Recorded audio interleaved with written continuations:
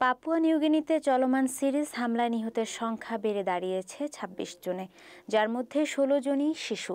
১৬ থেকে ১৮ জুলাই পর্যন্ত এসব হামলা চালায় একদল দুর্বৃত্ত। শেষ খবর পাওয়া পর্যন্ত মৃতের সংখ্যা ২৬ হলেও বেড়ে দ্বিগুণ হতে পারে বলে জানায় বিবিসি। ঘটনার তদন্ত করতে সেখানে পৌঁছেছে দেশের আধা সামরিক বাহিনীর বিশাল একটি টিম। পুলিশ জানায়, আই ডোন্ট কেয়ার নামে একটি গ্যাং গেল কয়েক মাস ধরেই অঞ্চলটিতে সহিংসতা চালিয়ে আসছে।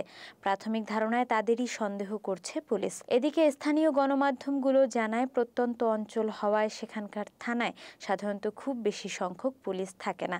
আর এই সুযোগেই ছুরি, বন্দুক, হাতুড়ি সহ বিভিন্ন ধরনের অস্ত্র নিয়ে হামলা চালায় দুর্বৃত্তরা। ইতোমধ্যে হামলার সঙ্গে জড়িত প্রায় ৩০ জনের নাম পরিচয় সংগ্রহ করেছে দেশটির আইন শৃঙ্খলা বাহিনীর সদস্যরা।